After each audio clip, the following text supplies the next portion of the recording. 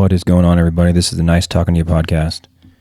Today is April 27th, 2022. It's been a busy week. We had my father's retirement party over the weekend. It was on Saturday, which I was late. I need to say a couple things. Thank you so much to everyone at Chap Motorsports. Gil, Nancy, Delane, Eric, Aaron, Priscilla, Regina, Chantel, Andre, Greg, Edward, Linda, Carlos, and a special thank you to Brenda and Renee. Thank you so much for organizing all of that at Liam's Irish Pub in Colton. It was phenomenal. Thank you so much. Apologies that I was late. Amanda and I were working on that PowerPoint up until the very last minute. I was extremely nervous. Was up there. Buddy, who was doing the karaoke at Liam's, which they have karaoke every night, so check it out. If you're ever in Colton or San Bernardino or Riverside area, check out Liam's in Colton. Yeah, they have karaoke all the time, and I appreciate the patrons for allowing us to commandeer Liam's for that evening and have our my dad's retirement party. But yeah, I'm socially awkward. Like it's funny because I'm here talking to people right now, but yeah, I've always been that way, even as a kid. Anyways, yeah, I don't like talking in front of people or interviews, like job interviews for that matter. But who does? I don't like talking about myself. So thank you, Liam's. Thank you, Chaparral. Thank you, Buddy, the karaoke man. Thank you, patrons of Liam's. Great spot. I took a couple books from the bookshelf. They have a free bookshelf at Liam's. I have to read it and return it. I'm going to provide some of my own books as well. I was going around looking at books that I could drop off there. So, yeah, there you go. What else we got going on? I wanted to cover a lot of stuff. I should just do an episode each day, but things are busy. We're getting close to our trip across country. I went ahead and put Dad's PowerPoint onto our YouTube channel, the Nice Talkin ToYa YouTube channel. I'm still trying to figure out YouTube and trying to figure out a way I can get my voice over while going through the PowerPoint. But I still figuring that out. It's like a process. So trying to do that at the same time while doing this podcast. But all right, let's focus. Let's see. Yeah, so finishing touches. So we're going to have our cross-country trip. We're leaving on the 6th. May 6th is when it starts. And then we're traveling all the way to Florida. So that'll be fun. The main key thing that I wanted to focus on as far as teams are concerned, especially baseball teams, and it's something that I gained actually, surprisingly enough, through playing RPG games. Now, for those of you that don't know what RPG stands for, it stands for role-playing games. And there are games like StarCraft, Warcraft, Diablo, Final Fantasy. There's so many. There's so many out there. Right now I'm playing one on my phone. It's called, my phone's far away. Can't grab it. But it's an RPG game.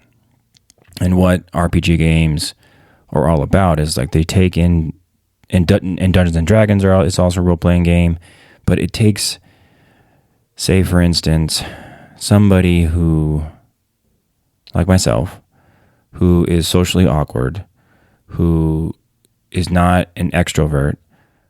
When I was growing up, I always gravitated towards Pokemon cards, Magic the Gathering, poker, Final Fantasy, Warcraft, StarCraft, Diablo, you name it. I gravitated towards all these things because they took in massive variables into their games, and you had to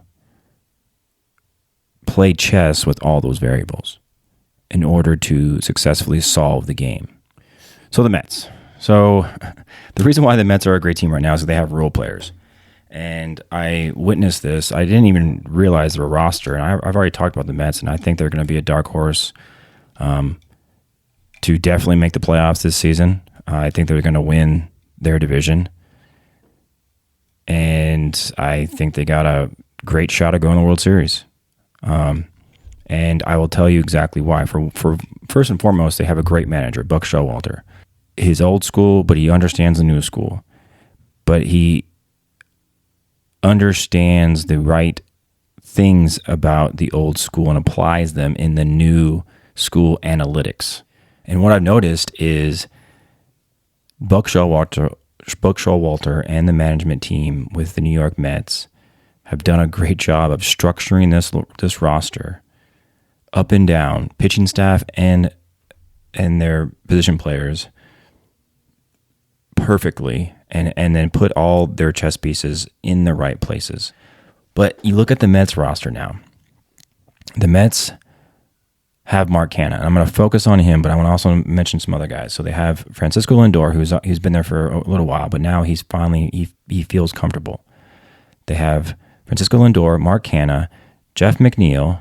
They have Brandon Nimmo, Starling Marte, which I already mentioned, and Eduardo Escobar. All those guys have been leadoff hitters at one point of their careers. Why is that important? Well, case in point, Monday night game, Mets are playing St. Louis. They're down 2-0 going in the top of the ninth. And I'm going off memory. Pete Alonso's up. So Giovanni Gallegos comes in, the closer for St. Louis, comes in. He's facing 4-5-6 batters. Pete Alonso, batting number 4, hits a first pitch, deep fly ball to center. Not deep fly ball, but kind of can of corn. Bader catches it. Top of the ninth, Eduardo Escobar hits a nice base hit, line drive up the middle, gets on first base. Robinson Cano. Unfortunately, Robinson Cano is nowhere near where he was in his prime, but he is still a great, vital asset to this team because of what he brings as far as a veteran. Robinson Cano, I forget if he strikes out or if he grounds out, but he gets out. So there's 2 outs, and now Mark Canha is up. 2 outs, and Eduardo Escobar, after the first pitch, goes to second base. And they rule it defensive indifference.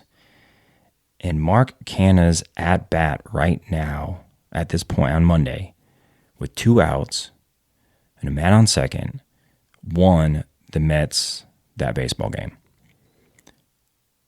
And this is why having leadoff batters littered through your lineup with Lindor, Marte, Mark Canha, Eduardo Escobar,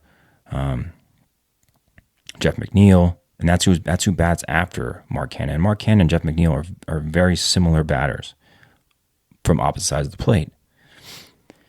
Mark Canha is a righty, Jeff McNeil is a lefty. And when Mark was up, he had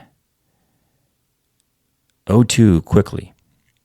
And he threw Giovanni Gallegos threw a slider and it missed down. Mark Canha took it. He threw him another slider, missed down. And they're both great takes. And that's, I think, in Mark Canha, he plays the chess match each and every at bat. Each and every pitch.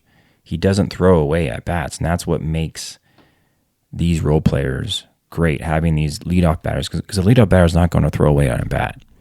Their job is to go up there and to make sure that all the other players see enough pitches where they can gauge everything that the batter's throwing or the pitcher's throwing. So Mark Canha's up. It's 2-2, and he hits a fastball, and he barely misses the fastball. Like, he just missed it. And Giovanni Gallegos knew that that was a mistake, and he got lucky. So then had a little meeting on the mound, which is it's gamesmanship because it makes the hitter think. But the thing is like Mark Canha is well ahead, and he's already 3 or 4 moves ahead, thinking about, all right, this guy can't throw his slider for strikes. He's missing his fastball is his best pitch, but I've already timed it. I've already got it timed. And so right now it's 2-2, and they throw him another slider that misses. So it's 3-2, full count, 2 outs, man on second. And Mark Canha has seen all of his pitches.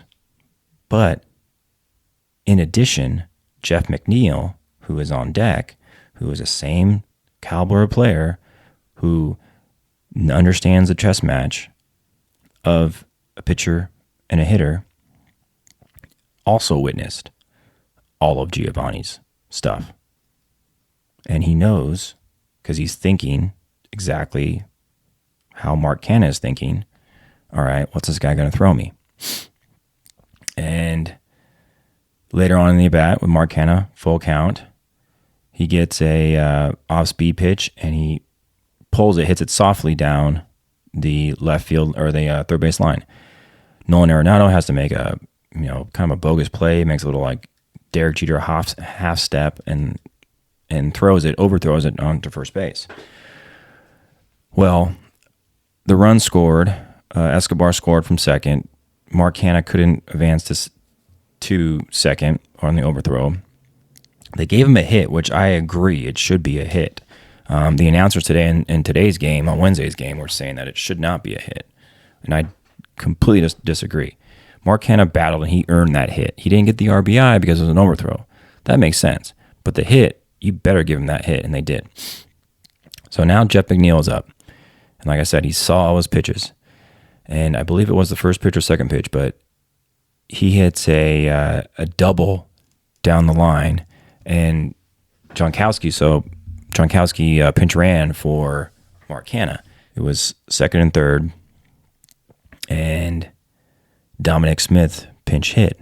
So this is where all the role players comes in. And Dominic Smith makes his living as a pinch hitter. So you have a fantastic pinch runner in Gronkowski. You have battlers who aren't going to give up at bats, who aren't going to concede at all in Mark Canha and Jeff McNeil. But Dom Smith, then he hits a ground ball. I forget where it went, but legs out and dives into first base, and he's safe.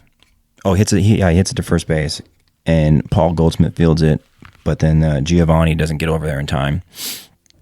And 2 runs scored. They're up 3-2. And the best part is then Nemo comes in first, and then they switch out. Giovanni gets out of the game, and they bring in, I think they brought in McFarland. And first pitch to Nemo, boom, home run. 5-3. Nice talking to you. But it's those types of games, those types of wins that gave you confidence to your team and push you in the right direction. So, super excited for the Mets. Also, congratulations to Miguel Cabrera. He got us through 3,000 hit. Alrighty. Well, as always, it's been nice talking to you.